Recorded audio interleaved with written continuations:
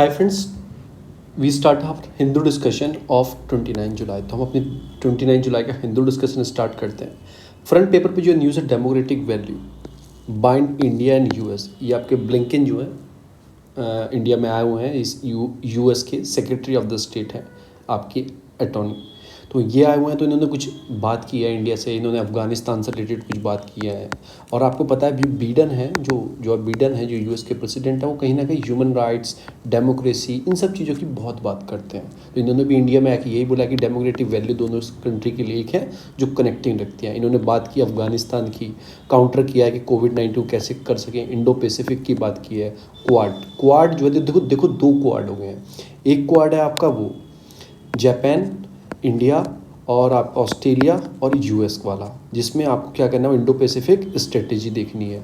एक क्वाड है आपका उज़्बेकिस्तान, अफ़गानिस्तान और आपका पाकिस्तान और आपका यूएस। ये एक क्वाड ये है जिसमें आपको स्ट्रेटेजी देखनी है अफगानिस्तान को कैसे कर सकते हैं। ऐसे प्रपोजल किया है। किसने किया है? यूएस ने बोला है। तो ये कुछ चीज़ है। इन्होंने इंडिया में बात की, चैलेंजेस हैं इंडिया के सामने, मैं आपको इंडिया में। उसके बाद फार्मर राइट्स का इशू है इंडिया में, जो भी चल रहा है, माइनॉरिटी राइट्स के लिए बहुत सारी चीज़ें चल रही हैं। तो इन सब चीज़ों पर डिस्कशन किया है। ये दूसरी जो न्यूज़ आती है वो आती है no immunity for act of vandalism. ये इशू क्या है? ये आपका लेफ़्ट की पार्टी जो केरला में गवर्नमेंट है, वहाँ के किसी एमएलए ने असेंबली के अंदर कुछ किया होगा, बदतमीजी हुई, कुछ भी किया होगा। वो जस्ट अगेंस्ट है, पार्लियामेंट प्रिविलेजेस के अगेंस्ट है। तो उसको देखते हुए सुप्रीम कोर्ट में केस चला गया था। सुप्रीम कोर्ट ने बोला no immunity for the act of vandalism. जो ये आपने गलत किया है उसके लिए कोई इम्यूनिटी नहीं है।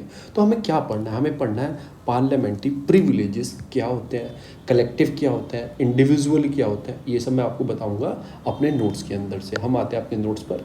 अगर आपको इसकी वीडियो चाहिए, मतलब पीडीएफ चाहिए, तो वीडियो के डिस्क्रिप्शन बॉक्स में, मतलब नीचे डिस्क्रिप्शन बॉक्स में लिंक है टेलीग्राम के चैनल का। ऐसा लिंक होगा, ऐसा उस पर क्लिक करना, डायरेक्टली चैनल ओपन हो जाएगा, आपसे ज्वाइन कर लेना। या फिर टेलीग्राम पर जाना और @UPSC _ जो नीचे डैश होता है और हिंदू लिखना, HINDU। तो डायरेक्टली पेज खुल जाएगा, ज्वाइन कर लेना। फ्री ऑफ कॉस्ट आपको वीडियो, क्वेश्चन आंसर, बहुत सारी चीज़ वहाँ पे सब डालते रहते हैं, कलेक्टिवली सबका डालते रहते हैं। तो फ्रंट पेपर से ये न्यूज़ थी। आगे इसमें कुछ और भी न्यूज़ आगे भी आई थी, कोई कंटिन्यू पेज नंबर 8 पे थी। तो मैं आपको और भी बता देता हूँ। जैसे बाउंड्री ऑफ द लॉफुल, मतलब बिहेवियर ऐसा होना चाहिए, आप कुछ भी हो, चाहे एमएलए हो, एमपी हो, जैसे लड़ते हैं ना आपस में, पर आपका एक बिहेवियर ऐसा होना चाहिए, वो एक रिस्पॉन्सिबल बिहेवियर होना चाहिए ऑफिस में। नो मेंबर इज इलेक्टेड, मतलब आप एक तरह से इलेक्टेड हुए हो, आप संभालने के इलेक्टेड हुए, उसके बाद ऐसा बिहेवियर रखोगे कि ये पार्लियामेंट प्रिविलेज है, मतलब उसके ऊपर करोगे तो एक उसको माफ़ नहीं किया जाएगा। जो मिसबिहेवियर, प्रॉपर्टी को तोड़ना, ये सब करना, चीज़ें फाड़ना, वो करना, तो वो बिहेवियर नहीं किया जाएगा। तो हमें पढ़ना है कि पार्लियामेंट प्रिविलेजेस क्या होते हैं। मैं डेली आपको 1-2 टॉपिक पार्लियामेंट से पढ़ाता हूँ। कल मैंने आपको पढ़ाया था कि मोशंस क्या होते हैं, adjournment motion, no confidence, censure motion, ये सब क्या होते हैं। उससे पहले मैंने आपको पढ़ाया था, और भी चीज़ पढ़ाई थी, याद नहीं आ रहा। आज भी मैं आपको एक एक्स्ट्रा टॉपिक, एक तो पार्लियामेंट प्रिविलेजेस, और नीचे जाओगे तो मेजॉरिटी, पार्लियामेंट के लिए कौन कौन सी मेजॉरिटी होती है, स्पेशल क्या होती है, एब्सोल्यूट क्या होती है, नॉर्मल क्या होती है, वो आगे बताऊँगा। तो पार्लियामेंट प्रिविलेजेस हम पढ़ने वाले हैं। सर्टेन राइट्स होते हैं और इम्यूनिटीज़ होती हैं जो इंजॉय करते हैं मेंबर ऑफ पार्लियामेंट हो या एमएलए हो, कि कुछ इनको पावर होती है, कुछ राइट्स होते हैं जो स्पेशली इंजॉय करते हैं। मतलब कि चाहे इंडिविजुअल हो, चाहे कलेक्टिवली हो, मतलब अकेला और सब एक साथ जो इंजॉय करते हैं। जैसे मैं एमपी बन गया, मुझे कुछ पावर होंगी, कुछ मुझे चीज़ें मिलेंगी जो मैं इंजॉय कर पाऊँगा, तो वो बोलते हैं प्रिविलेजेस क्या क्या होते हैं। अब देखेंगे कि आर्टिकल 105 इसके लिए मेंशन है कॉन्स्टिट्यूशन में, उसमें आता है पार्लियामेंट की प्रिविलेजेस। आर्टिकल 194 में अगर इसमें से आप 99 और ऐड कर दोगे, इसमें अगर 194 याद रखो बस, वो आता है स्टेट की प्रिविलेजेस के लिए, ठीक है। When any of the right and immunity are degraded, मतलब उसे डिसग्रेड किया जाता है, ऑफेंस है वो ब्रीच ऑफ प्रिविलेज करना, आपको पनिशेबल है लॉ ऑफ द पार्लियामेंट के अकॉर्डिंग। अगर आप इम्यूनिटीज़ को ब्रीच करते हैं, कुछ भी करते हैं, तो एक तरह से क्रिमिनल ऑफेंस में वो आएगा, ब्रीच ऑफ प्रिविलेजेस माना जाएगा, पार्लियामेंट की मानहानि कर रहे हैं। ऐसा लिखा गया रूल नंबर, जो पार्लियामेंट की रूल बुक है उसके अंदर जो रूल नंबर 222 है, उसके अंदर ऐसा मेंशन है कि लोकसभा की रूल बुक्स है, फिर 187 रूल बुक चैप्टर है राज्यसभा का, तो ये हमारे लिए इतना इंपॉर्टेंट नहीं है जितना इंपॉर्टेंट आपको आर्टिकल ध्यान रखना है। आगे चलते हैं।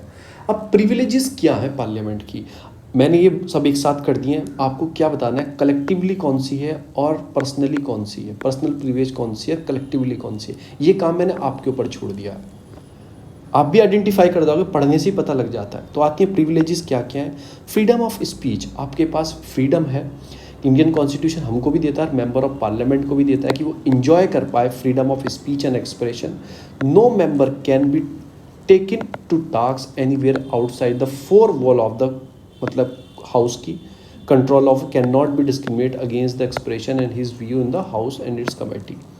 तो मतलब कुछ भी अपने व्यू रख सकते हैं, बोल सकते हैं कि मुझे पसंद नहीं है कमेटी के, तो वो एक चार दीवारी के अंदर आपको जो बोलना है बोलो।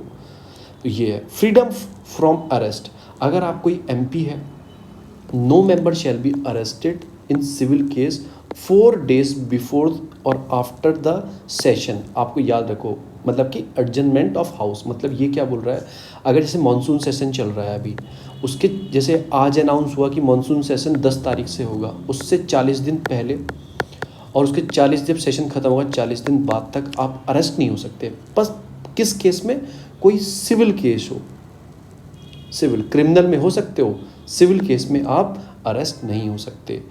There also no member is arrested, ठीक है ना, अगर आप पार्लियामेंट की मतलब उसके एरिया में हो, मतलब कि अगर पार्लियामेंट के अंदर हो तो आपको परमिशन चाहिए हाउस फ्रॉम चीज बिलोंग। अगर आपको अरेस्ट भी करना है, जो भी अरेस्ट करना है, तो पार्लियामेंट के जो स्पीकर हैं या चेयरमैन है उनका अप्रूवल चाहिए, परमिशन चाहिए अरेस्ट करने से पहले। ये कुछ इसमें है। कुछ एग्जेम्पशन भी हैं कि attendance and the witness, the member of the Parliament also enjoy freedom from attendancy as a witness, मतलब आपको कोई चीज़ है, ये सब चीज़ें हैं, तो उसके लिए आपको थोड़ी एक पावर और दी गई है कि आप विटनेस ये वो सब उसकी एंजॉय कर सकते हैं।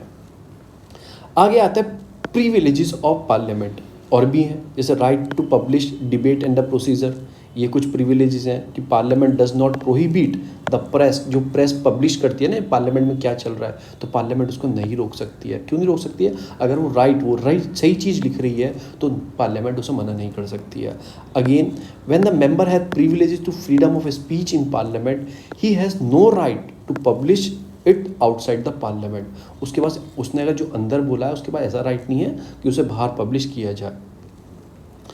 एनीवन वॉयलेटेड, अगर ये रूल्स कोई वॉयलेटेड करता है तो कम से कम मतलब ये एक तरह से अगेंस्ट माना जाएगा, और मैटर जो है contain the common rule law, उसके अकॉर्डिंग मतलब उसके ऊपर कुछ भी हो सकता है वॉयलेशन के लिए। राइट टू एक्सक्लूड स्ट्रेंजर, कुछ अगर पार्लियामेंट चाहे किसी आदमी को, मतलब मेंबर को, ठीक है ना, विजिटर को बाहर करना चाहे तो कर सकते हैं, जो उसकी गैलरी होती है, जैसे पार्लियामेंट की सीटिंग होती है, साइड में गैलरी बनी होती है, विजिटर बैठते हैं, हम भी जा सकते हैं देखने, उसके लिए आपको अपने जो कॉन्स्टिट्यूएंसी के एमपी की परमिशन लेनी होगी तो वो आपको दिलवा सकते हैं, ठीक है। फिर right to punish a member outside the for breaching its privilege, अगर पार्लियामेंट में नहीं, अगर आप बाहर भी मर्यादा का हार्मफुल कर रहे हो पार्लियामेंट की, तो भी आपको सज़ा मिल सकती है, आपको पनिशमेंट मिल सकता है, गिल्टी आपको दे सकते हैं। Right to regulate internal affair of the houses, मतलब कि एक तरह से जो पूरा हाउस है वो इंटरनल अफेयर मैनेज करने के लिए ये सारे प्रिविलेजेस हैं। Free to say whatever he like to subject only in the internal discipline of the houses of the committee concern, मतलब आपको एक मर्यादा में रहना है, मर्यादा में आपको बोलना है। व्हाट इज प्रिविलेज कमेटी, अब इन सब चीज़ों के चेक करने के लिए कोई कमेटी बनाई हुई है, ठीक बोल रहे हैं नहीं बोल रहे, तो प्रिविलेज कमेटी है उसके लिए। जैसे लोकसभा स्पीकर नॉमिनेट एक कमेटी ऑफ प्रिविलेजेस, उसमें 15 होते हैं, तो लोकसभा से स्पीकर इसको नॉमिनेट करते हैं, वहाँ से एमपीओ को नॉमिनेट करते हैं, सिर्फ 15 मेंबर इसमें होते हैं। ये चेक करती है कि मतलब सही है, प्रिविलेज मेंटेन हो रहा है कि नहीं हो रहा है, ये सब चीज़ चेक करती है। स्पीकर में permit half hour debate while considering the report, कोई रिपोर्ट ही सौंपती है तो उस पर भी स्पीकर परमिट कर सकता है डिबेट करने के लिए। चलो बोलिए, आपने पर मर्यादा का प्रिविलेज को हार्म पहुंचाया, आप बोलिए अपनी सफाई में क्या कहना चाहते हैं, तो उसके लिए हाफ आवर डिबेट भी कर सकता है अगर स्पीकर चाहे। स्पीकर में then pass a final order और direct the report table before the house, उसके बाद स्पीकर अपना डायरेक्शन सुना देंगे, नहीं इन्होंने गलती की है, इन्होंने हार्म किया है, मर्यादा को हार्म किया है, इनको बाहर करो या कुछ भी करो, पनिशमेंट दे सकते हैं। फिर इस रिसोल्यूशन अब उसके लिए क्या है, राज्यसभा के लिए, राज्यसभा के लिए भी है प्रिविलेज, ठीक है ना, और इसमें 10 मेंबर इसमें होते हैं। डिप्यूटी चेयरमैन हेड होते हैं कमेटी का of the privileges. Deputy chairperson कौन हुआ राज्यसभा का? जो डिप्यूटी चेयरमैन होगा, डिप्यूटी पर्सन होगा, वो उसका हेड होता है, जो कमेटी होती है प्रिविलेज की राज्यसभा की। तो आपको ये याद रखना है। अब कौन कौन इंजॉय करता है ये पार्लियामेंट्री प्रिविलेजेस? ये कौन कौन इंजॉय करता है? ये इंजॉय करता है बोथ द हाउस के जितने भी एमपी हैं, हाउस ऑफ जो पार्लियामेंट है। Apart from this, these rights are also give to those individuals who speak and participates in any committee. अगर कोई आदमी को किसी कमेटी में बुलाया गया है, पार्लियामेंट की कोई कमेटी है उसके अंदर पार्लियामेंट की, and also include attorney general of India and the union ministers, इन सबको भी उसमें प्रिविलेजेस मिलती हैं। यूनियन मिनिस्टर्स में क्यों लिखा है? सबको मिलती हैं प्रिविलेजेस, क्योंकि अटॉर्नी जनरल ऑफ जो इंडिया है ये किसी भी सदन में जाके बोल सकते हैं पर वोट नहीं कर सकते। ये राज्यसभा में अपनी स्पीच बोल सकते हैं, किसी भी पार्ट कर सकते हैं पर वोट नहीं कर सकते ये। तो अटॉर्नी जनरल को भी स्पेशल प्रिविलेजेस, या फिर किसी आदमी को बुलाया हो उन्होंने पार्लियामेंट कमेटी जो होती है उसके लिए, तो उनको भी प्रिविलेजेस दी जाएंगी। It is necessary to tell that the president, अब प्रेसिडेंट भी पार्लियामेंट का पार्ट है, क्योंकि पार्लियामेंट के 3 पार्ट होते हैं, लोकसभा, राज्यसभा, प्रेसिडेंट। क्या प्रेसिडेंट के पास भी कुछ पार्लियामेंट प्रिविलेजेस हैं? नहीं, does not have the parliamentary privileges. उनके लिए प्रेसिडेंट की स्पेशल प्रिविलेजेस हैं। आप जब प्रेसिडेंट चैप्टर पढ़ोगे तो उनके पास अलग से आएंगे उनकी प्रिविलेज, क्योंकि वो पार्लियामेंट में नहीं बैठते ना, वो तो सेशन लेने आते हैं। मतलब स्टार्टिंग ऑफ द कोई सेशन स्टार्ट होता है तो इतनी स्पीकिंग देते हैं, या फिर कोई बजट सेशन से पहले वो देते हैं, या फिर कोई नई लोकसभा का गठन होता है तब वो स्पीच देते हैं। वो ऐसे पार्लियामेंट में नहीं बैठते। तो ये मैंने आपको कुछ बताया। अब आपको इसमें आइडेंटिफाई करना है कि इसमें आपको कलेक्टिवली प्रिविलेजेस क्या है, और आपका कौन सी कलेक्टिवली प्रिविलेजेस क्या क्या है, और आपका इंडिविजुअल प्रिविलेजेस क्या क्या है। आपको सीधा मिल जाएगा। इसके लिए आपको चैप्टर पढ़ लेना थोड़ा सा। तो ये मैंने आपको बता दिया। नेक्स्ट आते हैं अपने हिंदू के ऊपर। तो मैंने फर्स्ट पेपर पे से आपको ये समझा दिया कौन कौन सी चीज़ें। आगे चलते हैं। नेक्स्ट न्यूज़ आती है Asthana appointment, breach of supreme court judgment. अभी जो दिल्ली के कमिश्नर अपॉइंटेड किए गए हैं, अस्थाना उनका नाम है, उनको अपॉइंटेड किया गया है। तो ये बोला जाता है कि आपने सुप्रीम कोर्ट के जजमेंट का ब्रीच किया है। राकेश अस्थाना नए दिल्ली कमिश्नर है। ये गुजरात कैडर से ये आते हैं। ऐसा क्यों कहा गया? क्योंकि ये अस्थाना, ये राकेश अस्थाना, इनको पहले सीबीआई का डायरेक्टर अपॉइंटेड किया जा रहा था, पर सुप्रीम कोर्ट ने रोक लगा दी थी। उसकी वजह क्या थी? सुप्रीम कोर्ट ने रोक क्यों लगा दी थी कि इनका रिटायरमेंट कुछ ही महीने बाद, इनका रिटायरमेंट था 1-2 महीने बाद। तो सुप्रीम कोर्ट डिसीजन लेता है और बोलता है कि सीबीआई डायरेक्टर अगर आपको अपॉइंटेड करना है तो कम से कम less than 6 month of the retirement, कम से कम उसका 6 मंथ का रिटायरमेंट तो होना चाहिए। कि जैसे मैं रिटायर होने वाला हूँ, मेरे कुछ ही एक महीना या कुछ दिन ही बचे और मुझे किसी डायरेक्टर बना दिया किसी पोस्ट का, सीबीआई का डायरेक्टर, ऐसे नहीं बन सकता। तो सुप्रीम कोर्ट ने खुद बोला था कम से कम 6 महीने का रिटायरमेंट का टाइम तो होना चाहिए। अब आपने रिटायरमेंट हो जो फिर दूसरे बनाओगे, तो ऐसे अभी इनका रिटायरमेंट होने वाला है 4 दिन बाद ये, तो इनको अपॉइंट कर दिया गया है, दिल्ली का कमिश्नर बनाया है इनको। अब पता नहीं क्या होगा, अपॉइंटमेंट इनका बढ़ाया जाएगा, रिटायरमेंट आगे बढ़ाया जाएगा या नहीं बढ़ाया जाएगा, वो गवर्नमेंट के ऊपर होता है। तो वही है अपॉइंटमेंट कमेटी जो थी, जो अपॉइंटेड करती है। जैसे अपॉइंटमेंट कमेटी में head by the prime minister जो होते हैं, एक अपॉइंटमेंट कमेटी ऑफ कैबिनेट है एसीसी, जो ऐसे ऐसे बड़ी बड़ी पोस्ट पे जो है यूनियन टेरिटरी में जो ऑफिसर होते हैं उनको अपॉइंटेड करती है। तो उसने अपॉइंटेड किया है। तो ये कि जो केस आया था आपका प्रकाश सिंह का जो केस था वर्सेस यूनियन ऑफ इंडिया, उसमें सुप्रीम कोर्ट ने क्लियरली मेंशन किया था, क्या किया था कि appointment to the post of director general of the police DGP should be done by the Union Public Service Commission, and the preparation of the panel should be purely on the basis of merit from the officer who have at least 6 month or more retirement time। तो ये कौन करेगा? ये आपका कौन करेगा? UPSC preparation तैयार करेगी यूपीएससी, और उसके पास कम से कम 6 मंथ का टाइम होना चाहिए जिसको आप अपॉइंटेड कर रहे हो, मतलब रिटायरमेंट का। पर इनके पास 4 ही दिन का समय था, आपने अपॉइंटेड कर दिया। ये कुछ इन्होंने बताया है कि 4 days left before the retirement of Rakesh Asthana. तो उससे पहले मोदी गवर्नमेंट ने अपॉइंटेड। अब देखो पॉलिटिकल असिस्टेंट हो सकता है, क्योंकि ये भी राकेश जो अस्थाना है ये जो आते थे गुजरात कैडर से। पहले इनको सीबीआई का डायरेक्टर बनाया जाता था, और उसी वजह सुप्रीम कोर्ट बीच में आने की वजह से नहीं बनाया गया। तो हम अब पढ़ेंगे इसके लिए सुप्रीम कोर्ट मतलब सीबीआई का डायरेक्टर कैसे अपॉइंटेड किया जाता है। तो मैं ये आपको लास्ट में बताऊँगा। आगे चलते हैं। तो आपको प्रकाश सिंह का केस याद रखना, और भी बाद में भी आएगा। आगे चलते हैं। सॉरी कोई न्यूज़ है तो नहीं मिली। दूसरी जो न्यूज़ आती है वो आती है रिलेटेड टू ये डल लेक है, और कितनी सुंदर लगती है डल लेक। मतलब कश्मीर है तो सुंदर है, पता नहीं क्यों ऐसा भगवान ने उसको सुंदरता दी है, पर और भी टेंशन साथ में उसके साथ दिए। तो Dal lake one of the beautiful area है, और श्रीनगर का इसके ज्वेल्स बोला जाता है, मतलब हीरा एक तरह से मान लो श्रीनगर का ये बोला जाता है। इसमें हाउस बोट होती हैं, जैसे ये बोट है ना, ऐसी बड़ी बड़ी हाउस बोट होती हैं, उसमें आप जाके रह भी सकते हैं, रेंटेड होती हैं होटल की तरह। उसको क्या बोलते हैं, उसको बोलते हैं शिकारास, उसको शिकारास बोलते हैं। और इस जो डल लेक है इसमें एक फ्लोटिंग गार्डन भी होता है, उसको क्या बोलते हैं, राद। राद अगर लिखने के लिए आए, थोड़ा मैंने इन्फॉर्मेशन दे दी, मुझे पता था इसलिए मैंने इसमें ऐड कर दिया कि फ्लोटिंग गार्डन होता है उसको रात बोलते हैं, और हाउस बोट होती है उसको शिकारा बोलते हैं। तो ऐसे याद रखो डल लेक। दूसरी जो न्यूज़ आती है, हाई कोर्ट ने ट्विटर से कहा है कि नहीं नहीं, आपको अपॉइंटेड करो, जो आपके आईटी रूल्स हैं उनकी जो गाइडलाइन है उसको फुलफिल करो। तो हम पढ़ेंगे न्यू आईटी रूल्स के बारे में, रिवीजन करेंगे। कई बार पढ़ चुके हैं, 4 से 5 बार, आज इसको हम रिवीजन करेंगे। आगे चलते हैं कि आप अपॉइंटेड करो, जितने भी ऑफिसर हैं उन रूल्स को फॉलो करो। तो ये सारी रूल्स इसके लिए आई हैं।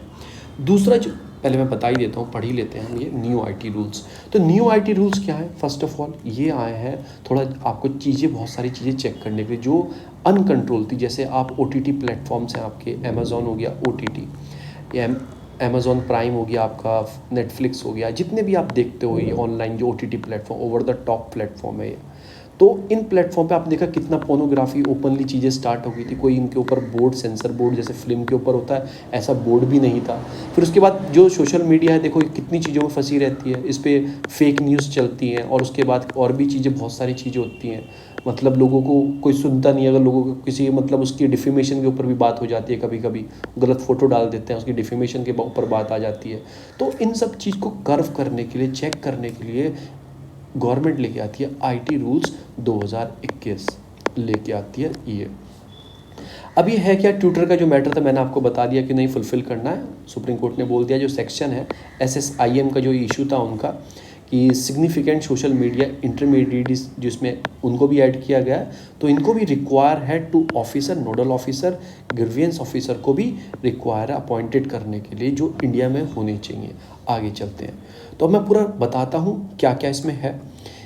25 फरवरी को सेंट्रल गवर्नमेंट फेम करती है, रूल्स बनाती है 2021 के लिए, और बहुत सारी चीज़ों में सेक्शन 87 जो इंफॉर्मेशन टेक्नोलॉजी एक्ट है उसमें थोड़ा बहुत चेंजेस करके इस रूल्स को बनाया जाता है। अब इस रूल्स के अंदर है क्या, इस रूल्स के अंदर एक है मैंडेटरी आपकी ग्रीवियंस रेसिडेंस सिस्टम, मतलब कि शिकायतकर्ता एक सिस्टम है, आप शिकायत कर सकते हैं। OTT प्लेटफॉर्म पर अगर आपको कुछ गलत लग रहा है, डिजिटल पोर्टल में कंट्री में कुछ गलत हो रहा है या आपके साथ कुछ गलत हुआ है, सोशल मीडिया पे आप कुछ गलत चीज़ देख रहे हैं, उनको मिसयूज़ किया जा रहा है, तो आप कंप्लेन कर सकते हैं। अब आपके दिमाग में आएगा चलो कंप्लेन करते, मतलब बना दिया सिस्टम आपने, कंप्लेन करेगा कौन, कैसे होगा? उसके लिए सोशल मीडिया जो है वो अपॉइंटेड करेगी चीफ कंप्लेन ऑफिसर, ठीक है ना, नोडल कॉन्टैक्ट ऑफिस पर्सन, जो 24 घंटे वो क्या रहेगा, अपडेट रहेगा चीज़ों को अपनी प्लेटफॉर्म पे। अगर आपको करना है तो चेक कर लेना, जाके गूगल कर लेना। एक ग्रीवियंस ऑफिसर जो आपकी शिकायत सुनेगा सोशल मीडिया प्लेटफॉर्म पे, और 24 घंटे के अंदर अगर आपने शिकायत हुई की तो 24 घंटे का आपको उसको रिप्लाई देना होगा, और आपकी जो शिकायत है उसे 15 दिन में सॉल्व करना होगा, जो ग्रीवियंस ऑफिसर होगा। फिर रिमूव ऑफ द कंटेंट, कोई ऐसी फेक न्यूज़ है, कोई सेक्सुअलिटी है, कोई न्यूडिटी है, उस न्यूज़ को आपको 24 घंटे के अंदर अंदर रिमूव करना होगा, ऐसे भी प्रावधान है। तो ये प्रावधान हो गए। फिर हो गया मंथली रिपोर्ट, जैसे पूरे मंथ में 10,000 आदमियों ने कंप्लेन की, तो जो उस कंप्लेन को मंथली आपको रिपोर्ट पब्लिश करनी होगी, ऑनलाइन पब्लिश करनी होगी। इतने लोगों ने कंप्लेन की थी, इतनी रिसॉल्व हुई, इतना हुआ, तो वो खुद ब खुद उस प्लेटफॉर्म को मंथली रिपोर्ट पेश करनी होगी। अभी आपने रिसेंटली न्यूज़ में देखा होगा कि व्हाट्सएप ने किया कि हमने इतने लाख लोगों की कंप्लेन सुनी, उसके बाद इतने कंटेंट रिमूव किए, कॉपीराइट के, ये वो सब किया, तो उन्हें पब्लिश करनी होगी। तो ये पूरा जो सिस्टम है शिकायतकर्ता वाला, ये 3 टायर स्ट्रक्चर बनाया गया है, 3 टायर रेगुलेशन सिस्टम। क्या है, एक तो सेल्फ रेगुलेशन, आप खुद चेक करो, ठीक है ना। एक उसके बाद एक सेल्फ रेगुलेटिंग बॉडी बनाई जाएगी, ये हो गया फर्स्ट। ये हो गया सेकंड, सेल्फ रेगुलेटिंग बॉडी बनाई जाएगी। अगर ये नहीं सुनते हैं, सेल्फ रेगुलेशन वाले पोर्टल नहीं सुन रहा है आपकी, तो सेल्फ रेगुलेशन बॉडी बनाई जाएगी। उसमें कुछ रिटायर्ड जज होंगे, कुछ इमिनेंट पर्सन होंगे जिनके पास नॉलेज होगी उस चीज़ की, तो ये बनाई जाएगी, ठीक है। और तीसरी जो है वो खुद ब खुद इंफॉर्मेशन ब्रॉडकास्टिंग मिनिस्ट्री है जो खुद ब खुद चीज़ों को चेक करेगी, उसके अंदर ग्रीवियंस कमेटी होगी। तो तीसरी ये है, बीच में ये है, और सेल्फ वाली ये है। अब जो दूसरी न्यूज़ आती है, ये थोड़ा इसकी मेमोरी फुल हो रही है, थोड़ा इसमें मैं चीज़ डिलीट करूँगा इसलिए कट मार देता है। अब बैकग्राउंड क्यों है, ऐसे रूल्स क्यों लेके आए? क्योंकि सुप्रीम कोर्ट ने 2018 में जजमेंट दिया था, गवर्नमेंट से बोला था कुछ ऐसी गाइडलाइन बनाओ, एलिमिनेट करो जो चाइल्ड पोर्नोग्राफी आजकल कितनी दिखती है आपको बहुत सारी चीज़ों में। आप नेटफ्लिक्स पर अपने घर वालों के साथ उसकी मूवी नहीं देख सकते थे, उस सब चीज़ों को, जो रेप वाली चीज़ें, गैंग रेप इमेजेस चल रही हैं, वीडियो दिखाई जा रही हैं, उनको रेगुलेट करने के लिए कोई आप चीज़ रूल्स बनाओ, रेगुलेशन बनाओ। उसके बाद 2020 में एडहॉक कमेटी थी राज्यसभा की, उसने रिपोर्ट रखी थी आफ्टर द स्टडिंग, देखा था कि पोर्नोग्राफी ऑन सोशल मीडिया, उनको रोकने के लिए। तो वो एडहॉक कमेटी भी थी राज्यसभा की। एडहॉक मतलब होता है, दो होती हैं देखो, एक स्टैंडिंग कमेटी होता है और एक एडहॉक होता है। स्टैंडिंग को जैसे परमानेंट बोल दो, परमानेंट होती है। एडहॉक बनती है पर्टिकुलर किसी पर्पस के लिए, कि ये कमेटी बनाएगी राज्यसभा में चेक करने के लिए कि पोर्नोग्राफी सोशल मीडिया पर कैसे रेगुलेट कर सकते हैं, कैसे कम कर सकते हैं। तो उसके लिए पर्टिकुलर कमेटी बनाएगी, तो उसको बोलते हैं एडहॉक, पर्टिकुलर किसी इशू के लिए, इशू रिसॉल्व, कमेटी डिसॉल्व। तो ये है। इसके अंदर society as a whole recommendation आई कि ये जो OTT प्लेटफॉर्म है, जो इसमें देसी भाषा में बोलो जो नंगा नाच दिखाया जा रहा है, इसको कंट्रोल करो। इसमें बहुत सारी चीज़ फिर गवर्नमेंट ने किया कि रेगुलेशन बनाया, फिर ऐसे ये तीनों 3 टायर शिकायत करता है सिस्टम बनाया, ये डेवलप किया। और एक चीज़ और डेवलप किया कि अब इन्हें सेल्फ क्लासिफिकेशन देना होगा। जैसे आप मूवी देखने जाते हो तो एक वहाँ पे सेंसर बोर्ड का पहले सर्टिफिकेट आता है, और वहाँ पे A कैटेगरी ये लिखा रहता है, पर वो सेंसर बोर्ड करता है। OTT प्लेटफॉर्म पे तो इतनी मूवी आएंगी, कहाँ कहाँ जाएंगे, तो इनके लिए सेल्फ क्लासिफिकेशन, आप खुद ब खुद अपनी मूवी का क्लासिफिकेशन करो कि ये मूवी कौन सी कैटेगरी की आती है। यूनिवर्सल U कैटेगरी में, या आप खुद सब देख सकते हैं, अंडर+7 वाले देख सकते हैं, या फिर 13+ वाले, 16, या एडल्ट है। आप खुद ब खुद डिक्लेरेशन करो। तो आप कभी नेटफ्लिक्स ओपन करना, जैसे आप मूवी स्टार्ट होगी तो साइड में एक रेड कलर का नोटिस आएगा, वहाँ लिखा होगा अंडर, कुछ भी लिखा होगा, या U बन रहा होगा, या फिर ऐसे लिखा होगा UA 16+, ऐसे करके लिखा होगा। तो वो ये 16 साल से ऊपर वाले देख सकते हैं इस मूवी को, या 18 साल वाले। तो खुद ब खुद आप इस चीज़ को करो। अब ये चीज़ करने का फ़ायदा क्या होगा, देखने के लिए कोई भी देख लेगा नहीं। अब उसमें लॉकिंग सिस्टम भी बनाओ। अगर मैं यूज़ कर रहा हूँ, बच्चा हूँ 13 साल का, मेरे माँ बाप ने मुझे नेटफ्लिक्स दिया हुआ है, तो मेरे पेरेंट चाहें तो अंडर 13+ की चीज़ें मैं देख पाऊँ या ना देख पाऊँ, लॉक कर सकते हैं, उनके ऊपर है। एज वेरिफिकेशन मैकेनिज्म बनाओ कि एज वेरीफाइड करो। वो कैसे करोगे, अपनी Gmail ID कुछ भी से कर सकते हो, अब तो बहुत सारी चीज़ें हैं। तो ये सारी चीज़ उसमें करो कि क्यों सोशल मीडिया को क्या करना है कि आप ओरिजिनेट कहाँ से हुआ फेक मैसेज, वो चेक करो, कोई एंटी मैसेज तो नहीं है। 15 दिन के अंदर अगर कंप्लेन है उसे रिसॉल्व करो 15 दिन के अंदर। हर मंथली रिपोर्ट पब्लिश करो, आपने क्या क्या कंप्लेन का किया, ये सब कुछ है। डिजिटल न्यूज़ के क्या है कि जो प्रेस काउंसिल ऑफ इंडिया है, cable TV network regulation norms हैं, वो फॉलो करेंगे, वो चेक करेंगे। फिर IB ministry to form a panel oversight और मैकेनिज्म डेवलप किया जाएगा। तो ऐसे ये पूरा सिस्टम बनाया गया है। 3 टायर स्ट्रक्चर याद रखना आप। और जितने भी ऑफिसर होंगे, चीफ कंप्लेन ऑफिसर हो, नोडल ऑफिसर हो, या ग्रीवेंस ऑफिसर हो, 3 ऑफिसर होंगे ना, तो वो सारे क्या होंगे, देखो ग्रीवेंस ऑफिसर डायरेक्टली आपकी कंप्लेन सुनेगा। नोडल ऑफिसर अगर ये नहीं सुनता है तो नोडल ऑफिसर इसके ऊपर होगा। चीफ कंप्लेन ऑफिसर पूरा इंडिया में एक आदमी होगा जो क्या चीज़ चेक करेगा, वो मिनिस्ट्री से कोऑर्डिनेट करेगा। मिनिस्ट्री कुछ कहेगी तो चीफ कंप्लेन ऑफिसर से बोलेगी। तो वो ये तीनों आदमी जो होंगे इंडियन सिटीजन होंगे या फिर इंडिया में रहते होंगे। ऐसा इस रूल्स के अंदर बनाया गया है। आगे चलते हैं, हम वापस आते हैं अपना इंडियन एक्सप्रेस पर। जो दूसरी न्यूज़ आती है, judgment that must be taken in the right spirit. अभी क्या हुआ है आपको पता है, मिनिस्ट्री ऑफ कोऑपरेटिव बनाई गई है, तो वो कुछ चीज़ें चेंज कर रहे थे, अमेंडमेंट कर रहे थे। कोऑपरेटिव एक्ट जो है आपका 1917 अमेंडमेंट एक्ट जो 2011 में आया था, तो उसमें कोऑपरेटिव सोसाइटी के लिए था, फंडामेंटल में भी ऐड किया गया था, DPSP में भी ऐड किया गया था इस कोऑपरेटिव को। तो इसमें कुछ चेंजेस कर रहे थे, तो सुप्रीम कोर्ट ने गुजरात हाई कोर्ट ने इस पर रोक लगा दी। बोला कि कोऑपरेटिव जो है स्टेट लिस्ट का मैटर है। अगर आपको चेंज करना है आर्टिकल, मतलब कॉन्स्टिट्यूशन में अमेंडमेंट करना है, तो आपको एक तो मेजॉरिटी रिक्वायर्ड है, और उसके साथ साथ क्या चाहिए आपको, हाफ ऑफ द स्टेट का क्या चाहिए, रिकमेंडेशन भी चाहिए चेंज करने के लिए। पर गवर्नमेंट नहीं ले रही थी हाफ ऑफ द स्टेट की, तो उसके लिए अनकॉन्स्टिट्यूशनल कर दिया कि आप चेंजेस नहीं कर सकते। जो राइट स्टेट के हैं वो स्टेट के पास रहेंगे, जो आपके पास है वो आपके पास रहेंगे, आप चेंज नहीं कर सकते। तो इसलिए बोला है judgment in the right spirit. एक राइट स्पिरिट में है वो, जो मिनिस्ट्री ऑफ कोऑपरेटिव है, मतलब जो कोऑपरेटिव सोसाइटीज़ हैं वो स्टेट के पास ही रहने दो, और रहने दिया गया।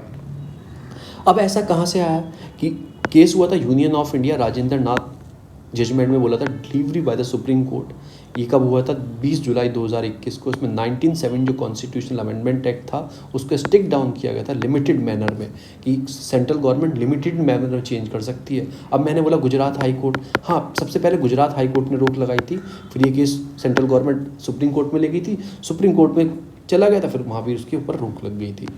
तो 1907 कॉन्स्टिट्यूशन अमेंडमेंट एक्ट है, ये फोर्स हुआ था 15 फरवरी 2012 को। नहीं आया तो 2011 में था, पर फोर्स लागू कब से हुआ था? एक टाइम देते हैं ना कुछ लागू करने का, तो 2012 से चालू हुआ था। बहुत सारी इसमें ब्रॉड मतलब कि लीगल रिजिम कोऑपरेटिव सोसाइटी के लिए ऐड किए गए थे। कोऑपरेटिव सोसाइटी इंडिया में ऐड किया गया था, आर्टिकल 19(1)(c) के अंदर ऐड किया गया था फंडामेंटल राइट में कोऑपरेटिव सोसाइटी को। फिर पार्ट 4(b) में ऐड किया गया था कॉन्स्टिट्यूशनल के। तो बहुत सारी चीज़ें इसमें की गई थी।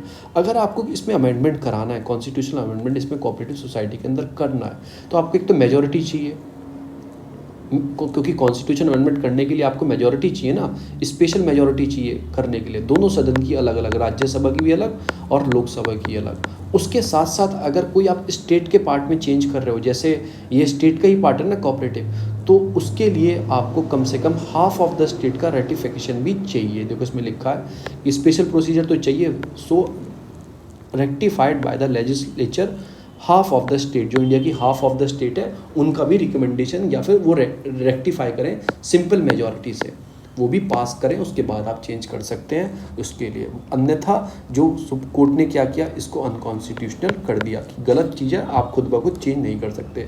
कोऑपरेटिव सेक्टर जो है एक बहुत बड़ा कंट्रोल है स्टेट लेवल के ऊपर, मतलब तो नॉट बाय द सेंट्रल और यूनियन गवर्नमेंट, ऐसा नहीं होता। गवर्नमेंट एक्ट ऑफ इंडिया में 2000 जो 1919 में अंग्रेजों के टाइम पे जो एक्ट आए थे, उस टाइम पे भी कोऑपरेटिव सोसाइटी ये प्रोविंशियल लिस्ट में था, ये प्रोविंशियल लिस्ट में था, ना कि सेंट्रल लिस्ट में। तो पहले से ये एक स्टेट का मैटर है, और अभी भी ये एंट्री 32 में आता है स्टेट लिस्ट की, ये शेड्यूल 7 के अंदर है। उसमें लिस्ट होती है ना, central list, state list, concurrent list और रेसिडुअल पावर जो होती हैं आपकी, वो तो सेंट्रल के पास रहती हैं। जो तीनों में नहीं मेंशन है तो वो सेंट्रल के पास रहती हैं। तो आप फेडरल स्ट्रक्चर को कहीं ना कहीं ब्रेक कर रहे थे। सेंट्रल अपना कंट्रोल करना चाह रहा था, कोऑपरेटिव सोसाइटी पे पूरी तरह से सेंट्रलाइज करना चाह रहा था, और किया भी है कहीं ना कहीं। जैसे कोऑपरेटिव बैंक जो हैं उनको मतलब कि अंडर प्रिव्यू कर दिया, आरबीआई के अंडर कर दिया। तो कोऑपरेटिव बैंक तो स्टेट के होते हैं, उन्हें आरबीआई ने अपना उनके ऊपर होल्ड ले लिया। तो कहीं ना कहीं चीज़ों में चेंज किया जा रहा है, ये गलत है। कि ग्रेट इंडिपेंडेंस रहनी चाहिए, ट्रांसपेरेंसी रहनी चाहिए फंक्शन में कोऑपरेटिव के, ऐसे रेगुलेट नहीं करना चाहिए, तो उन सब चीज़ों को ध्यान रखा जाए। फिर गुजरात हाई कोर्ट ने 2013 में कुछ अमेंडमेंट करने की बात की थी, उससे स्टिक डाउन किया था और बोला था कि रिक्वायरमेंट आपको 368(2) में आपको कम से कम स्टेट की भी एडिशनल मतलब कि रेटिफिकेशन चाहिए, कि वो भी स्टेट में से आपको रेटिफाइड करें, अन्यथा ये अनकॉन्स्टिट्यूशनल माना जाएगा। अब कर रहे थे ज़बरदस्ती, वो बाद में कोर्ट ने रोक लगा दी सारी चीज़ों की बात, इसमें ये किया है। फिर कोऑपरेटिव सोसाइटी क्यों इंपॉर्टेंट है, बहुत जगह इसलिए इंपॉर्टेंट है। फिर कहीं ना कहीं जो कोऑपरेटिव सोसाइटी हो 73, 74 जो कॉन्स्टिट्यूशनल अमेंडमेंट एक्ट आया था, 73 के अंदर आपकी पंचायत बनी थी, 74 के अंदर आपका म्यूनिसिपैलिटी बनी थी। इसके लिए शेड्यूल 11 और शेड्यूल 12 को भी ऐड किया गया था। इसके लिए शेड्यूल 11 पंचायत के लिए, शेड्यूल 12 आपका किसके लिए है, ये आपका म्यूनिसिपैलिटी के, लोकल गवर्नमेंट। तो उसके टाइम पे भी कोऑपरेटिव सोसाइटी इसमें भी थोड़ा थोड़ा पार्ट डाला गया था। दोनों ये लोकल गवर्नमेंट है, स्टेट लिस्ट में आएंगे, तो ऐसे कैसे आप चेंज कर सकते हो। तो ये सारी चीज़ों में ध्यान रखना चाहिए कि cooperative society is one state. अब कुछ कोऑपरेटिव सोसाइटी ऐसी भी होती हैं कि कुछ कोऑपरेटिव सोसाइटी एक स्टेट में ही होती हैं, जैसे मुंबई कोऑपरेटिव सोसाइटी बता दो, वो मुंबई में। कुछ ऐसी भी होती हैं कि मल्टी स्टेट में होती हैं, एक ही कोऑपरेटिव सोसाइटी, जैसे यूपी में भी है वो उस नाम से, जैसे अमूल यूपी में भी कोऑपरेटिव सोसाइटी है और वो झारखंड में भी है। तो कुछ ऐसी मल्टी स्टेट कोऑपरेटिव सोसाइटी होती हैं। तो कोऑपरेटिव सोसाइटी में भी डिवीज़न है थोड़ा। तो न्यूली एडिड जो है मल्टी जो कोऑपरेटिव सोसाइटी है could not exist independently on the part of the corporation of the society, hence the whole amendment should be struck down। तो ये सारा अमेंडमेंट स्टिक डाउन कर दिया गया था। कहने का मतलब ये बोल रहा है कि जो है चलो मल्टी जो वाली है जो एक स्टेट से दूसरी स्टेट में, उसमें सेंटर उसमें देख सकती है, पर जो स्टेट की ही कोऑपरेटिव सोसाइटी है उसको अपने कंट्रोल में नहीं ले सकती। इस पूरे आर्टिकल में यही बताया। दूसरा जो आर्टिकल आता है वो आपका रिलेटेड टू आता है, कल मैंने आपको आईएमएफ की बताया था। आईएमएफ एक रिपोर्ट निकालता है, वर्ल्ड इकोनॉमिक फोरम आउटलुक निकालता है। दूसरी आप कमेंट में बताना, एक और निकालता है, 2 रिपोर्ट निकालता है। तो एक तो मैंने बता दी वर्ल्ड इकोनॉमिक फोरम मतलब वर्ल्ड इकोनॉमिक आउटलुक, एक आप बताना कौन सी निकालता है। ठीक है, तो ये कुछ रिपोर्ट आई थी, उसमें बताया था कि पेंडेमिक टाइम में जो क्राइसिस आए हैं कैसे ग्लोबल की इकोनॉमी उठेगी, जो पूरे वर्ल्ड में जो ग्रोथ होगी ग्लोबल इकोनॉमी वो इतनी देखी जाएगी 6% के आसपास ही देखी जाएगी, जो प्रोजेक्शन लगाया आईएमएफ ने इन सब चीज़ों ने। साउथ एशिया में जो ग्रोथ देखी जाएगी वो 9.5 की, और 3% पॉइंट से ये 4 मतलब उठेगी ऊपर वैसे जाएगी। बस इतना याद रखो और कुछ याद मत रखो। कहीं ना कहीं सबसे ज़्यादा हार्म पहुँचा है G20 कंट्रियों में, सबसे ज़्यादा इंडिया और इंडोनेशिया को गया है सबसे ज़्यादा बुरी स्थिति में। जो सेकंड वेव आई थी तो G20 में इंडिया भी आता है, इंडोनेशिया भी आता है, तो सबसे ज़्यादा प्रॉब्लम इंडिया और इंडोनेशिया में देखी गई। अभी तो इंडोनेशिया में वही वाली कंडीशन चल रही है जो इंडिया में चल रही थी ना, मतलब आपको ऑक्सीजन नहीं मिल रही थी, वो अब इंडोनेशिया में चल रही है कंडीशन। न्यूज़पेपर खोल के देखना या टीवी देखना, ये यूट्यूब पे देखना। तो ये लगाया गया कि अभी इंडिया में 7% जो पॉपुलेशन को अभी वैक्सीनेटेड लगी है, जो दोनों डोज 7% लोगों की लगी हैं अभी। तो ये देख लो कब तक सबको लग पाएंगी। तो ये वैक्सीनेशन आपको जैसी स्पीड बढ़ेगी इधर वैक्सीनेशन की, तो शायद आपकी इकोनॉमी बढ़ना स्टार्ट हो जाए। क्यों? वैक्सीनेशन लगी तो केसेस कम आएंगे, केसेस कम आएंगे तो इकोनॉमी ओपन रहेगी। अगर केसेस बढ़ेंगे तो इकोनॉमी को क्लोज करना पड़ेगा। तो वही वैक्सीनेशन जैसे बढ़ेगी, तो वैक्सीनेशन स्लो है, इसके ऊपर इफेक्ट पड़ सकता है।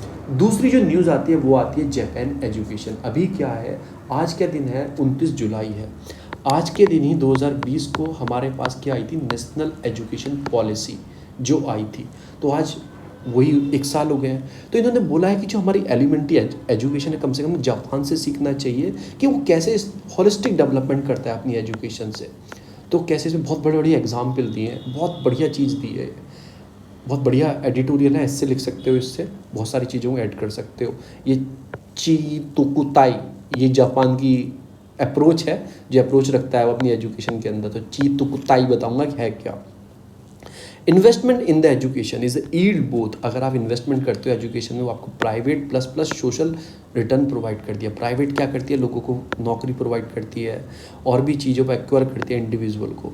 सोशल रिटर्न क्या मिलता है कि सोसाइटी को आपको देखने को मिलता है। एक पढ़ा लिखा व्यक्ति बहुत समझदारी से बहुत चीज़ों को देख के काम करता है, तो सोशल रिटर्न भी मिलता है। तो ये सारी कुछ चीज़ें कि tax economy suggest that the private return is rise with the one level of education to put social return peak at the elementary level. तो मतलब ये सारी कुछ चीज़ें हैं, ये चीज़ें होनी चाहिए, चेंजेस होने चाहिए कि दोनों आपको रिटर्न मिल पाए। For when the educated people follow the rules and regulation, follow करते हैं, वॉश हैंड अच्छे से करते हैं, वॉशिंग हैंड। आपने देखा जापान के लोग कितने हैं, उनका एक एग्जाम्पल बताऊँगा। एक मैच चल रहा था फुटबॉल के स्टेडियम में, वो मैच देख रहे थे। उसके बाद क्या हुआ, जब मैच खत्म हुआ वहाँ पे जो गंदगी थी, लोग अपनी मतलब लोगों ने पूरे स्टेडियम को सफाई की, उसके बाद घर गए। वो ऐसी सोच होती है उनकी, लोगों की प्रॉपर्टी एक कलेक्टिवली रिटर्न मिलता है सोसाइटी के लिए। जो आप इतनी चीज़ें क्लीन कैंपेन चलाते हो, हेल्थ के लिए स्कीम चलाते हो, डिसिप्लिन लाने की स्कीम चलाते हो, अगर आप एजुकेशन को अच्छा दोगे तो एक सोशल रिटर्न आपको कितना बेटर वो देगी। इन्होंने जापान का एग्जाम्पल लिया। और ये दोनों जो हैं, प्राची गुप्ता और ये आपकी प्राजक्ता जो हैं, दोनों जापान के यूनिवर्सिटी में पढ़ाती हैं। पढ़ लेना, यहाँ पे लिखा है, ये लिखा है उनके कैंपस में।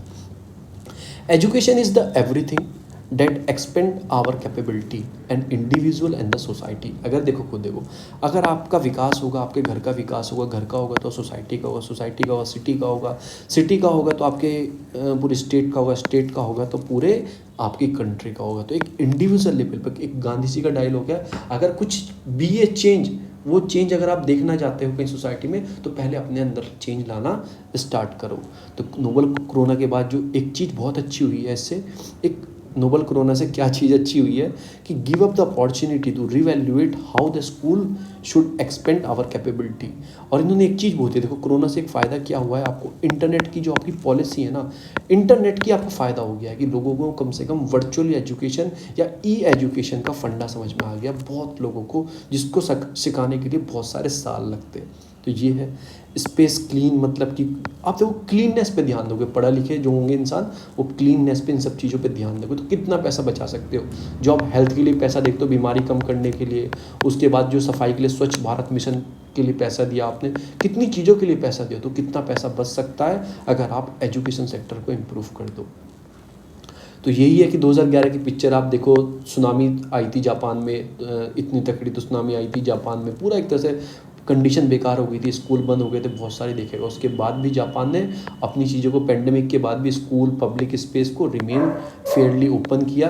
क्यों किया ओपन? क्योंकि वहाँ की जो पब्लिक है वो एक रिस्पॉन्सिबिलिटी बिहेवियर है, उसको पता है मास्क लगाना है, सोशल डिस्टेंसिंग मेंटेन रखनी है। इंडिया में नहीं होता। मेट्रो परसों से फुल कैपेसिटी से स्टार्ट हुई है, मतलब कि सिटिंग, जितने लोग हैं सिटिंग सीट है, सब पे बैठ सकते हैं। आपने भीड़, अगले दिन ही फोटो आया न्यूज़पेपर में कि मेट्रो पूरी खचाखच भर के चले, लोगों को यही नहीं पता कि सोशल डिस्टेंसिंग क्या होती है। तो आपको रिस्पॉन्सिबिलिटी अपने आप लानी होगी। स्कूलों को रीओपन किया गया, न्यू एजुकेशन पॉलिसी लेके आया जापान सिस्टम में, ये सब चीज़ों की चीज़ें हैं।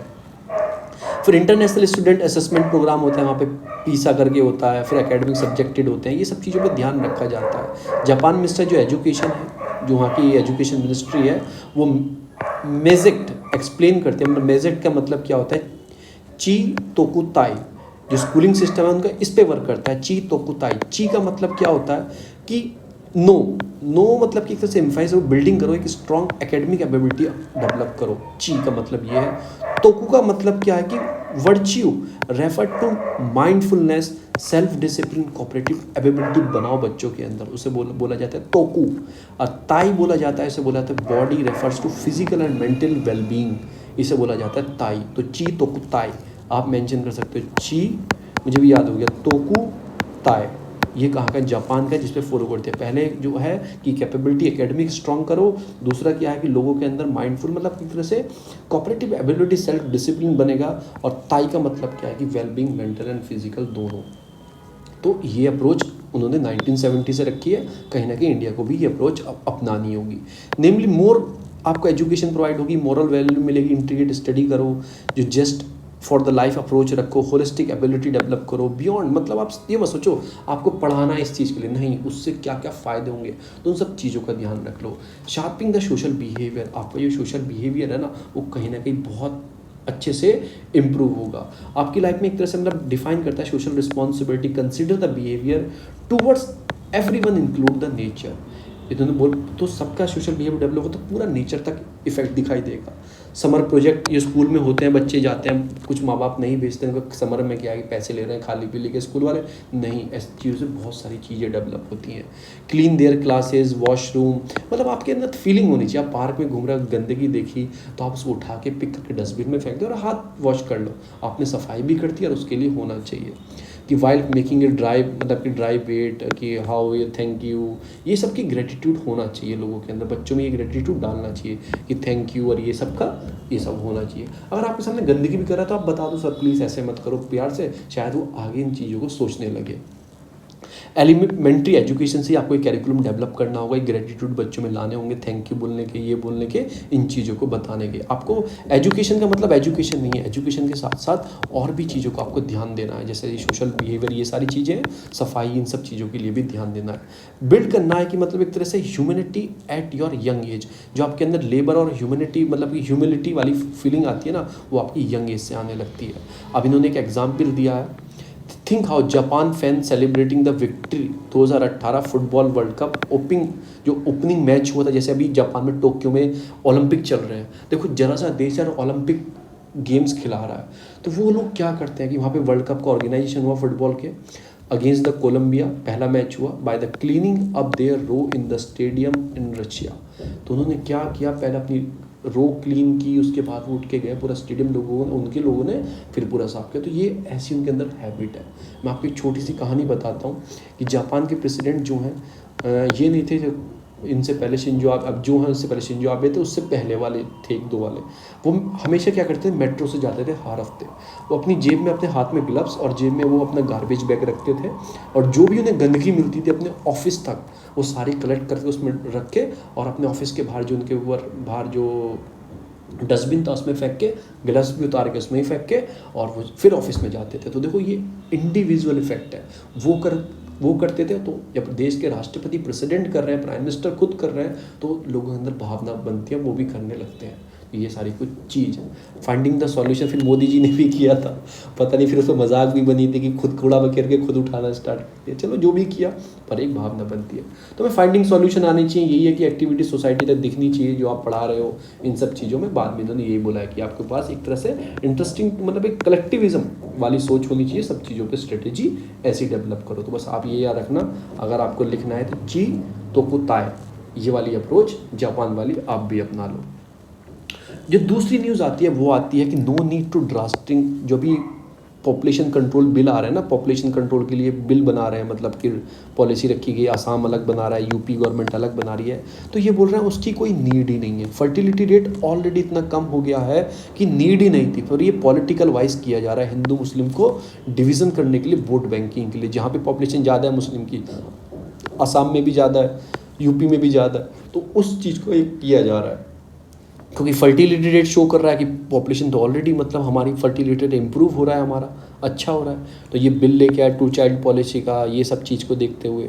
तो चीफ मिनिस्टर हैज़ अनाउंस जो population army to curb the birth rate को कम करना है। तो ये सब चीज़ों में एक तरह से वही सारी चीज़ें ये देखा जा रहा है। इन्होंने बताया है जो हमारा टारगेट है कि 2.1 करना है बाय 2025, जो हमारा टारगेट था वो कहीं ना कहीं फुलफिल होता दिखाई दे रहा है हमारा। ऑलरेडी यूपी का देख लो आप, जो यूपी का आपको इसमें नीचे बताया भी है, नेशनल फैमिली हेल्थ सर्वे था, जो सेकंड डाटा आया था, नेशनल फैमिली हेल्थ सर्वे 2 जो आया था, उसमें टोटल फर्टिलिटी रेट क्या था, उसमें क्या था कि 3.8 था। 998 में 999 में यूपी का जो हिंदुओं का फर्टिलिटी, टोटल फर्टिलिटी रेट था वो 3.87 था, और मुस्लिमों का कितना था 4.76, तो नियर अबाउट पास में था। और 2015-16 में 2.67 हो गया हिंदुओं का, और मुस्लिम का 3.1 हो गया। तो वो देखो आप, वो कम होता जा रहा है, कम होता जा रहा है। तो वो आप उसके लिए क्यों काम कर रहे हो, ऐसी पॉलिसी क्यों लेके आ रहे हो जिससे और भी प्रॉब्लम क्रिएट हो सकती है। अब टोटल फर्टिलिटी रेट क्या होता है कि प्रति जो कपल हैं उनके कितने बच्चे हैं, तो आप इसमें लगाओ कि 998 में 99 में वो 3.87 हिंदुओं के बच्चे थे और 4.76 मुस्लिमों के थे। वो घट के 2015 में देखो वो कितना हो गया। तो आने वाले टाइम पे वो और कम हो जाएगा, ऐसा एस्टिमेशन लगाया जा रहा है। इवन कुछ आसाम की तो स्टेट ऐसी है, वो 3.5 था 992 में, अब तो घट के 1.9 हो गया है 2019-20 में। तो आप खुद देखो, जो आपका एस्टिमेट आपने लगाया है 2.1 करना है 2025 तक, उससे कम आपका ऑलरेडी होता जा रहा है। तो उसके बाद भी आप ऐसी पॉलिसी क्यों ला रहे हो। तो जस्ट यू आर डिवाइडिंग, चीज़ों को डिवाइड किया जा रहा है, मतलब हिंदू मुस्लिम बेसिस पे। तो कहने का मतलब इनका यही है कि आप डिपेंडेंट करो, या आप ऐसी पॉलिसी लाने की बजाय आप करते सोशल इकोनॉमिक करेक्टरिस्टिक देते, एजुकेशन देते, इनकम, फिर मैटरनल चाइल्ड हेल्थ कंडीशन अच्छी करते, तो आपका ऑलरेडी 1 से भी कम हो जाता। 1 से देखो केरला का 1.5 है, 1.3 है। और एक एस्टिमेशन देखा गया है, ऐसा देखा गया है, अगर जो महिला पढ़ी लिखी होती है और इकोनॉमिकल स्ट्रांग होती है, मतलब कि अपनी जॉब वॉब भी करती है, उनका फर्टिलिटी रेट 1.2 1.4 के आसपास रहता है। यानी कि वो 1.2 बच्चे के आसपास या 1.4 बच्चे के आसपास ही उनका फर्टिलिटी रेट ऑन एवरेज रहता है, अगर आप इन चीज़ों पे काम करते। अब तो लास्ट में ये क्या बोल रहे हैं, अगर आप ऐसा कर रहे हो तो उससे आप एक नई चीज़ जनरेट करोगे। नई चीज़ क्या जनरेट करोगे कि इससे क्या होगा, मतलब कि जो बच्चे को, मतलब देखते ना, सेक्स सिलेक्शन अबॉर्शन स्टार्ट हो जाएगा। वो कैसे हो जाएगा, हमारे इंडिया में एक फीलिंग है कि प्रोपोर्शन ये है कि वुमेन क्या चाहती है कि अगर उसके 2 बेटी हो गई पहली, तो वुमेन के अंदर एक फीलिंग है कि एक बच्चा भी हो उसके, मतलब लड़का भी हो। ऐसा है, मैं नहीं बोल रहा, ऐसा डाटा बोलता है कि 25% बिहार में, यूपी में 27% और राजस्थान में 38% ऐसे लोगों की सोच है कि 2 बेटी हो गई तो उसके बाद कहीं ना कहीं एक बेटा हो जाए, मतलब घर का चिराग हो जाए। अब देखो 2 होगी तो तीसरा होगा, तो आपको सुविधा नहीं मिलेगी तीसरे बच्चे को। इंसेंटिव, जैसे यूपी की गवर्नमेंट इंसेंटिव नहीं देंगे, गवर्नमेंट उसमें नहीं देंगे, ये नहीं देंगे, ये नहीं देंगे, तो उससे क्या होगा, सेक्स सिलेक्शन जो एबॉर्शन है, आपको पता लगा पहली डॉटर होगी, दूसरा तो आपको लड़का ही चाहिए, ऐसी फीलिंग चाहिए, तो पहले वो जांच करवा लेंगे। वो सेक्स सिलेक्शन की जो इलीगल एक्टिविटी होती है वो स्टार्ट हो जाएंगी। डॉक्टर लड़की है तो वो अबॉर्शन करा लेंगे, तो फिर नेक्स्ट देखेंगे, फिर लड़के, फिर अबॉर्शन।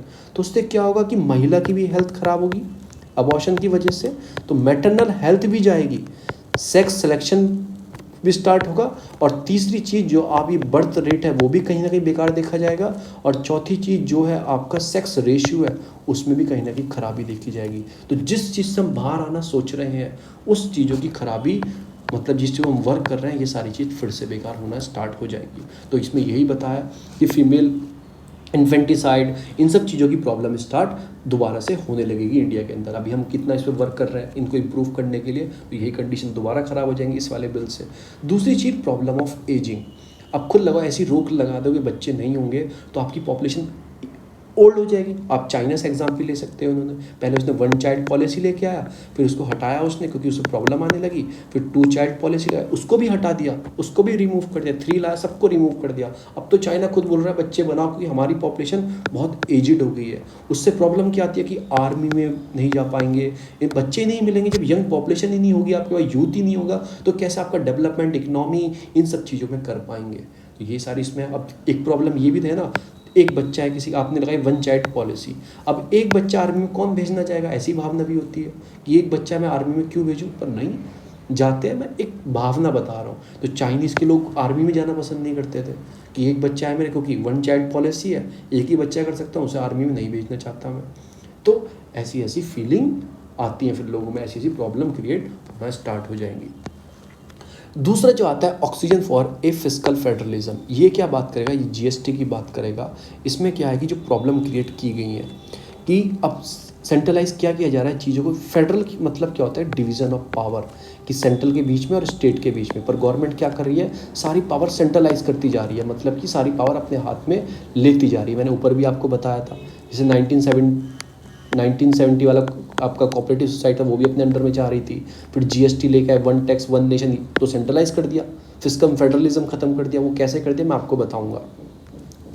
देखो, तो इसमें क्या है कि जेम्स मेडिसन बोलते हैं कि जो यूएस का कॉन्स्टिट्यूशन है वो एक तरह से पूरा अलग है और फेडरल की और स्टेट की पावर डिफाइन है। आपको पता है यूएस में स्टेट की पावर और सेंट्रल की पावर अलग अलग पावर डिफाइन है, उनका अलग कॉन्स्टिट्यूशन होता है, स्टेट का और सेंट्रल का अलग होता है, तो दोनों की पावर अलग अलग डिफाइन है, ऐसा ब्रेक नहीं है। पर इंडिया का जो है वो एक तरह से ब्रिटिश लॉयर जो हैं आपके सर आइवरी जो जेनिंग थे, उन्होंने क्या बताया था कि जो इंडिया का फेडरल स्ट्रक्चर है वो एक सेंट्रल, मतलब कि क्या, India has a federation with a strong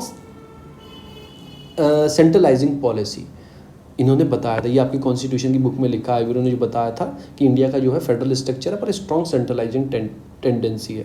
पर अब गवर्नमेंट उस टेंडेंसी को खत्म करके पूरी ही सेंट्रलाइज कर रही है कि डिसअपियर देखा गया मोदी एरा में, तो फेडरल स्ट्रक्चर तो पूरा ही है, अब पूरा कंट्रोल जो है सेंट्रलाइज पॉलिसी करती जा रही है। कुछ एग्जाम्पल बताए, जैसे जीएसटी बताया इन्होंने, जीएसटी के अंदर 14% का उसमें स्टैट्यूटरी प्रावधान है कि जो आपका रेवेन्यू आएगा 5 साल तक आपको जीएसटी कंपेंसेशन के रूप में देना है। पर अभी क्या देखा गया, आपने वो देना ही बंद कर दिया। केरला ने केस भी किया था सुप्रीम कोर्ट के अंदर कि नहीं दे रहे हैं, पर फाइनेंशियल मिनिस्ट्री ने क्या बोला, ये एक्ट ऑफ गॉड है, जो बीमारी आई है एक्ट ऑफ गॉड है, हमारे पास पैसा नहीं है। पर वो उसके अंदर लिखा गया था आपको पैसा देना था कंपेंसेशन के रूप में, तो ये एक सारा प्रावधान था। फिर आपने जो प्रिंसिपल ऑफ जो कोऑपरेटिव फेडरलिज्म है आपका, उसे कहीं ना कहीं ब्रेक कर रहे हो।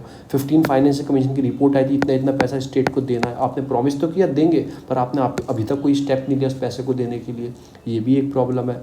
फिर कॉर्पोरेट सोशल रिस्पॉन्सिबिलिटी, CSR बोलते हैं इसको, मतलब जो आपकी कंपनी होती है ना, कॉर्पोरेट होते हैं, मतलब बड़ी बड़ी फैक्ट्रीज वाले होते हैं, ये कुछ परसेंट, अगर इनकी प्रॉफिट 5 करोड़ से ऊपर का टर्नओवर है प्रॉफिट, तो ये उसका 2% जो कॉर्पोरेट सोशल रिस्पॉन्सिबिलिटी है, स्कूल डेवलप करना, इन चीज़ों को डेवलप करना, सोशल चीज़ें जो है उसमें 2% पैसा देते हैं। ये एक्ट में लिखा गया है, कंपनी एक्ट पढ़ोगे उसके अंदर मेंशन है। अगर आपका 5 करोड़ से ज़्यादा ऊपर की इनकम है, हर सालाना टर्नओवर मतलब पूरी इनकम है, तो उसका 2% आप इन्वेस्ट करोगे इसके अंदर। तो गवर्नमेंट ने क्या किया, सेंट्रल गवर्नमेंट ने पीएम केयर फंड को इसके अंदर ऐड कर दिया। अगर आपको पैसा नहीं देना, आप पीएम केयर फंड में भी दे सकते हो, अपना 2% वाला जो टारगेट है उसको फुलफिल कर सकते हो। पर सेंट्रल गवर्नमेंट के पास, मतलब कि स्टेट गवर्नमेंट ने अपने फंड भी बनाए थे, चीफ मिनिस्टर रिलीफ फंड भी बनाया था, उसको ऐड नहीं किया, तो एक तरह से उसमें भी आपने देखा कि ब्रेक किया गया।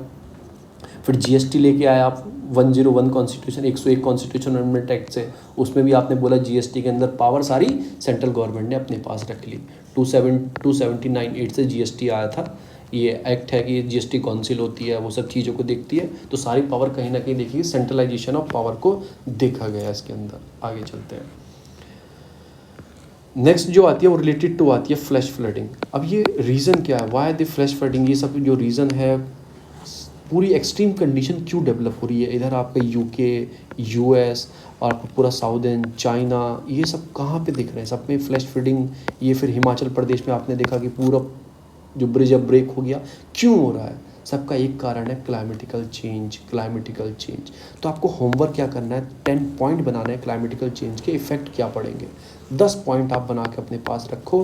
5 पॉइंट ये भी बना सकते हो गवर्नमेंट ने क्या काम किया उसको ठीक करने के लिए, इंडियन गवर्नमेंट ने इंटरनेशनल लेवल पे क्या काम हो रहा है उसको ठीक करने के लिए, 5 क्योंकि ऐसे जरूर आएगा इसके ऊपर लिखने के लिए, या फिर डायरेक्टली पूछ सकता है, क्योंकि बहुत सारे इफेक्ट देखे जा रहे हैं। आज तो नहीं करेंगे, नेशनल एजुकेशन पॉलिसी के लिए मुझे आज प्रिपेयर करना था नोट्स, पर मैंने नहीं की क्योंकि लंबी हो जाती है, बहुत सारी पॉलिसी लंबी हो जाती है। तो आज इसकी 1 साल हो गए हैं पॉलिसी को आए हुए, पर अभी तक ये लागू नहीं हुई थी क्योंकि पेंडेमिक की वजह से ये लागू नहीं हो पाई थी। तो अभी इसमें गवर्नमेंट ने बोला है कि हम कुछ चीज़ स्टार्ट करेंगे, जो नेक्स्ट सेशन स्टार्ट होने वाला है, न्यू सेशन स्टार्ट होने वाला है, स्टडीज़ का एडमिशन होंगे बच्चों के, तो उसमें हम थोड़ी चीज़ उसमें से ऐड करेंगे पॉलिसी के अंदर। तो डायरेक्टली आप पढ़ लेना कि वो वाला सिस्टम ऐड करेंगे, जिस बच्चे ने बीटेक करना है वो अपनी मर्जी से कोर्स ले सकता है, 12th में अपनी मर्जी से कोर्स ले सकता है, कि उसे मैथ के साथ म्यूजिक पढ़ना है, उसके साथ ये पढ़ना है, अपनी मर्जी से ले सकता है। किसी ने बीटेक किया, 2 साल कर लिया, उसका मन नहीं कर रहा, उसे छोड़ना है, तो उसको एक डिप्लोमा वाली डिग्री देकर छोड़ सकते हैं। ऐसे नहीं, आपकी ग्रेजुएशन बेकार नहीं जाएगी 2 साल की, आपको एक डिप्लोमा वाली डिग्री दे देंगे। आपने डिप्लोमा कर लिया पर आपने बीटेक या ग्रेजुएशन नहीं की, डिप्लोमा किया, 2 साल पढ़े, तो इस टाइप से वो चालू करने वाले हैं। इस वाले सिस्टम से आपको मिलने वाला है चीज़ों में। अगर उसके साथ कुछ एक्सटर्नल चीज़ें भी उसको पढ़नी है, उसका मन है ये कोर्स करने का, ठीक है ना, तो वो भी कर सकता है, पॉसिबिलिटी उसके साथ है। फिर देखो मैंने यहाँ से उठाया था कि कोविड का जो पॉजिटिव इफेक्ट है वो क्या है, कि vast increase of online education, vast increase, जो हमें ये सिखानी पड़ती है ऑनलाइन एजुकेशन, पर लोग समय ने अपने आप को सिखा दिया है। फिर ये सारे जो इंस्टीट्यूशन है, टॉप 219 जो हमारे टॉप इंस्टीट्यूशन है जो करंटली एकेडमी है, उन सारों में ये रूल लागू किए जाएंगे, ये चीज़ें स्टार्ट होंगी अब से। तो ये वाली दूसरी न्यूज़ आती है सुप्रीम कोर्ट लैंग्वेज के ऊपर। इसमें क्या बताया गया है कि सुप्रीम कोर्ट की लैंग्वेज, तो आपको पता ही है क्या, इंग्लिश है सुप्रीम कोर्ट की लैंग्वेज। अब इसमें क्या कि पिटीशन किसने फाइल की, कोई औरत थी, आपका आंध्र प्रदेश या तेलुगु में बोलने वाली औरत थी, पर वो कंफर्टेबल नहीं हो पा रही थी क्योंकि ये तो इंग्लिश में बोलेंगे क्योंकि लैंग्वेज इंग्लिश है सुप्रीम कोर्ट की। जो पेटिशनरी था वो एक तो हिंदी नहीं आती थी उसे बोलना, फिर इंग्लिश भी नहीं आती थी, वो अपनी लोकल लैंग्वेज में फिर था। अब ये मतलब तो नहीं है कि किसी को लैंग्वेज नहीं आती है वो वाली तो क्या बोलते जस्टिस नहीं उसको नहीं मिलेगा, नहीं उसको मिलेगा।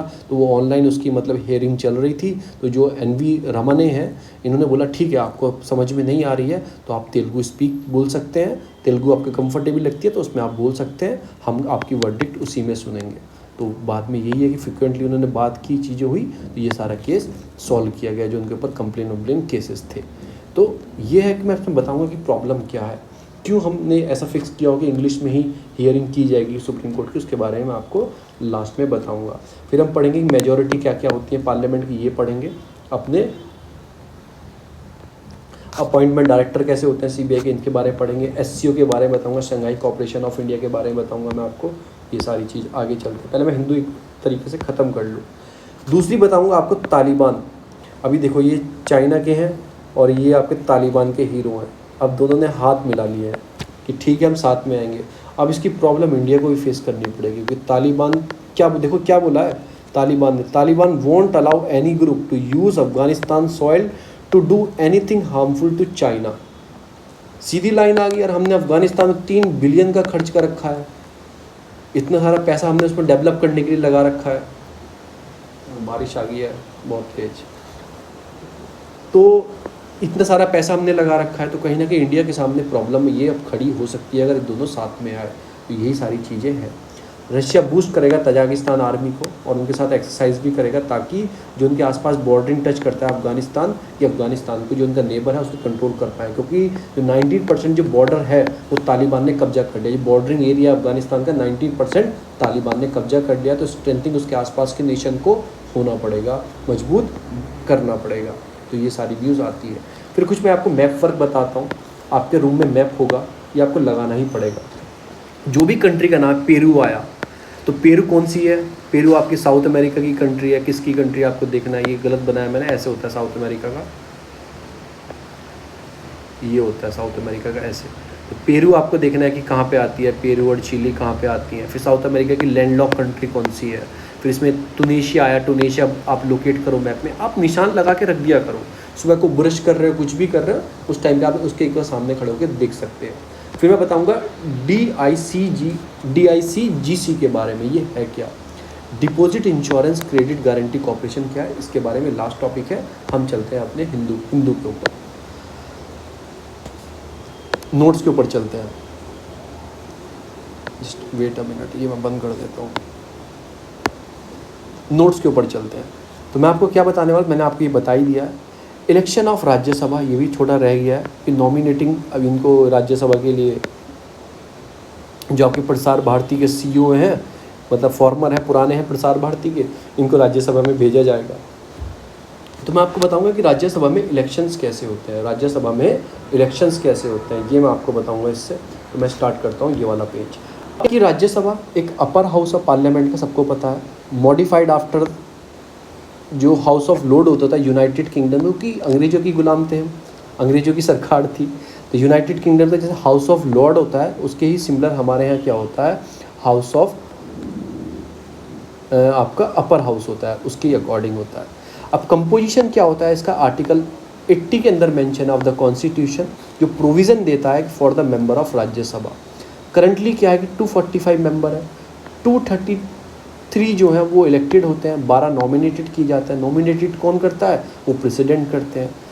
250 से ज़्यादा मेंबर नहीं हो सकते, ऐसा हमारे कॉन्स्टिट्यूशन में मेंशन किया गया है according to the census of 1971 के हिसाब से। अब आपके दिमाग में क्वेश्चन आएगा, भाई 2011 का सेंसेक्स आया, पॉपुलेशन के हिसाब से क्यों नहीं करते हो, क्योंकि पॉपुलेशन ही क्राइटेरिया, पॉपुलेशन के हिसाब से इसके मेंबर होंगे।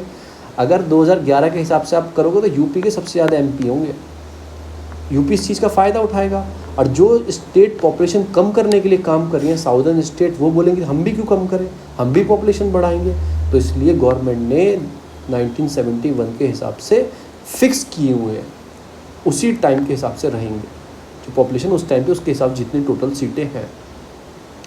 Nominating the member of Rajya Sabha nominated by the president, मैंने आपको बता दिया। ये याद रखना किस किस बेस पे नॉमिनेट करते हैं, आर्ट के फील्ड में हो, लिटरेचर के फील्ड में हो, साइंस के फील्ड में हो, सोशल सर्विस के फील्ड में हो। अब आप सोचो सचिन तेंदुलकर तो स्पोर्ट्स पर्सन है, इसमें मेंशन ही नहीं है। अब स्पोर्ट्स भी कोई आर्ट हो सकती है, क्या फिर वो सोशल सर्विस अच्छा करते हो, इस बेस पे किया हो, तो ऊपर गवर्नमेंट के ऊपर बात होती है।